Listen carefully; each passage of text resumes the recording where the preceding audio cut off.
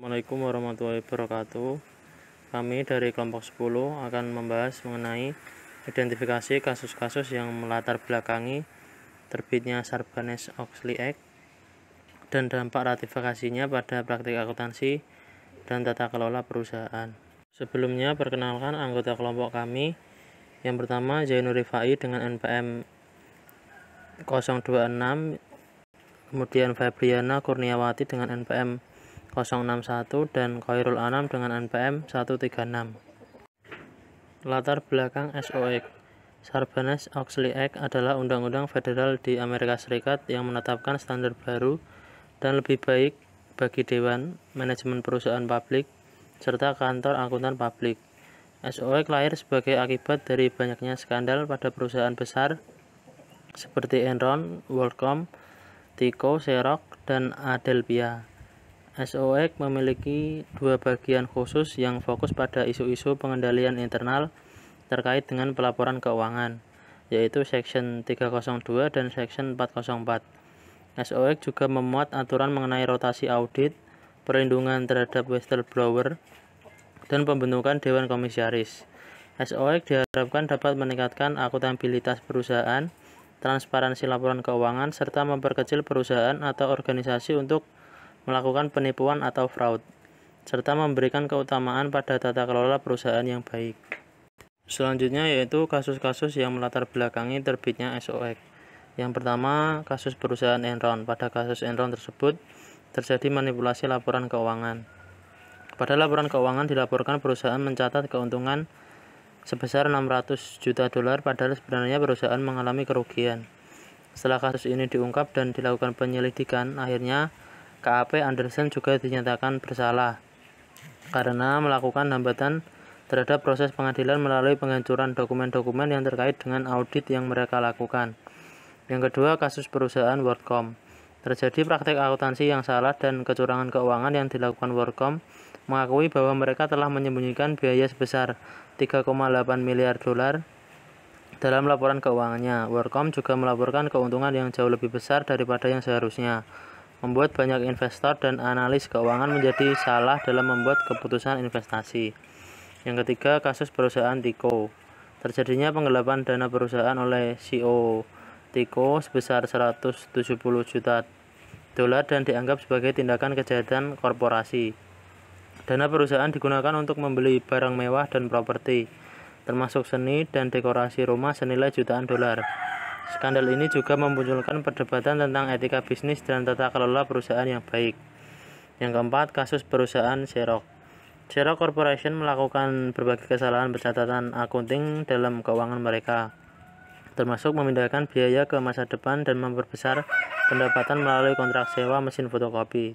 Xerox juga dituduh mengambil langkah-langkah tidak sah untuk memperbaiki keuangan perusahaan dan menyesatkan investor. Dan yang kelima, kasus perusahaan Adelphia. Terjadi skandal oleh perusahaan Adelphia, yaitu kecurangan perusahaan di mana 4 dari anggota keluarga pendiri bersama dengan 2 pemimpin eksekutif lainnya ditangkap karena secara sengaja mengambil bagian dari aset perusahaan Adelphia untuk kepentingan pribadi. Dampak ratifikasi SOX pada praktek akuntansi dan tata kelola perusahaan. Ratifikasi SOX secara garis besar memiliki tujuan untuk melindungi investor melalui peningkatan keakuratan dan kepastian pengungkapan dalam laporan keuangan perusahaan, serta untuk mencegah adanya skandal-skandal akuntansi pada perusahaan seperti kasus-kasus yang telah dijelaskan pada perusahaan Enron, WorldCom, Tyco, Xerox, dan Adelphia. SOX memberikan seperangkat perubahan dalam laporan keuangan perusahaan dan corporate governance untuk perusahaan yang sudah go public. Dampak diberlakukannya SOX tentunya juga berkaitan dengan terciptanya GCG atau Good Corporate Governance atau tata kelola perusahaan yang baik dengan mendorong perusahaan untuk lebih memperhatikan integritas, transparansi, dan akuntabilitas dalam laporan keuangan dan operasionalnya, seperti memperketat pengawasan laporan keuangan, peningkatan tanggung jawab, dan peningkatan independensi. Berikut adalah aturan-aturan pada SOX yang wajib dilakukan oleh perusahaan. Yang pertama adalah memperkuat pengendalian internal. Pengungkapan pengendalian internal di Amerika Serikat diatur dalam Sarbanes-Oxley Act atau SOX dan bersifat wajib atau mandatori.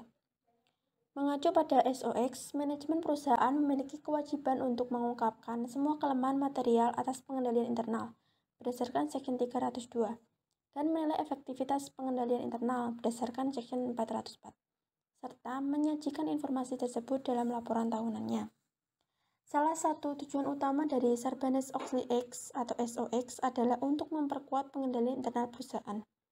SOX mensyaratkan perusahaan publik untuk memiliki kontrol internal yang lebih ketat dan lebih terstruktur untuk memastikan bahwa informasi keuangan yang disajikan akurat dan dapat dipercaya. Berdasarkan Committee of Sponsoring Organization of the Tradeway Commission atau COSO, terdapat 5 unsur dalam pengendalian internal. Yang pertama adalah lingkungan pengendalian. Lingkungan pengendalian mencakup seluruh sikap manajemen dan karyawan mengenai pentingnya pengendalian yang faktornya antara lain dipengaruhi oleh falsafah dan gaya operasi manajemen. Yang kedua, penilaian resiko.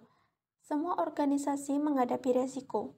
Contoh-contoh resiko antara lain perubahan tuntutan pelanggan, ancaman persaingan, perubahan peraturan, perubahan faktor ekonomis seperti perubahan suku bunga, dan pelanggaran karyawan terhadap prosedur perusahaan. Setelah resiko dapat diidentifikasi, maka dapat dilakukan analisis untuk memperkirakan besarnya pengaruh dari resiko tersebut, serta tingkat kemungkinan terjadinya dan menentukan tindakan-tindakan untuk meminimumkannya. Yang ketiga adalah prosedur pengendalian. Prosedur pengendalian diterapkan untuk memberikan jaminan yang wajar bahwa sasaran bisnis akan tercapai. Yang keempat, pemantauan. Pemantauan terhadap sistem pengendalian internal akan mengidentifikasi di mana letak kelemahannya dan memperbaiki efektivitas pengendalian tersebut. Dan yang kelima, informasi dan komunikasi.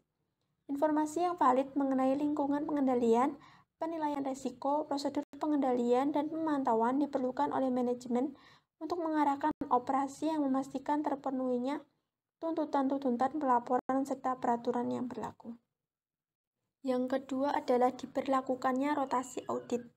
Persyaratan utama SOX adalah diberlakukannya rotasi audit, di mana perusahaan publik diwajibkan untuk mengganti perusahaan akuntan publik yang melakukan audit mereka setiap beberapa tahun. Terdapat dampak positif yang mendukung adanya rotasi audit, yaitu adanya rotasi audit dapat meningkatkan transparansi dan akuntabilitas perusahaan, karena perusahaan akuntan publik baru akan membawa perspektif yang berbeda dan lebih objektif saat melakukan audit. Ini juga dapat mendorong perusahaan untuk memperbaiki praktik akuntansi mereka dan meningkatkan pengungkapan publik mereka.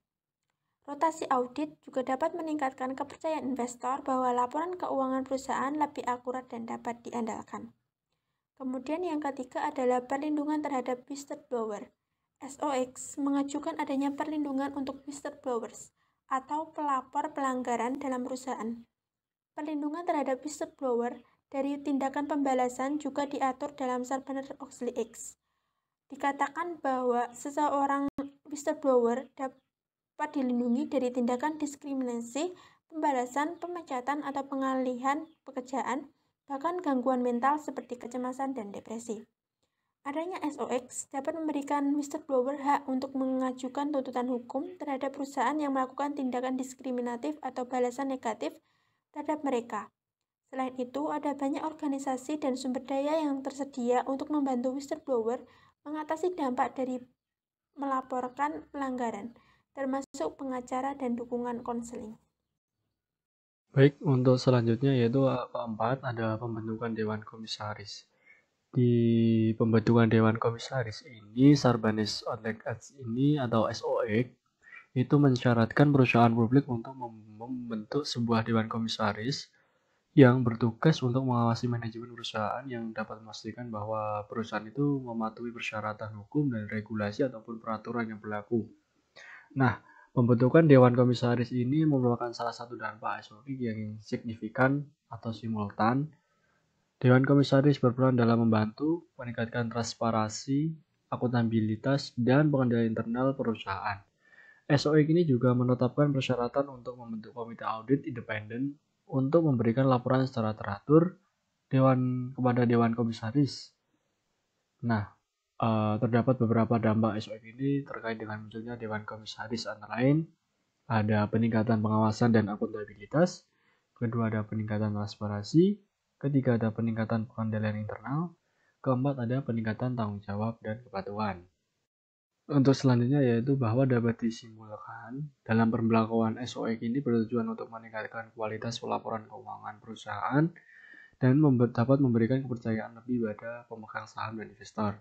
SOX juga mendukung terciptanya Good Corporate Governance atau yang sering disebut GCG yang dapat mewajibkan perusahaan untuk memiliki sistem pengendalian internal yang ikut dan efektif untuk melindungi kepentingan pemegang saham serta dapat mencegah terjadinya kecurangan keuangan.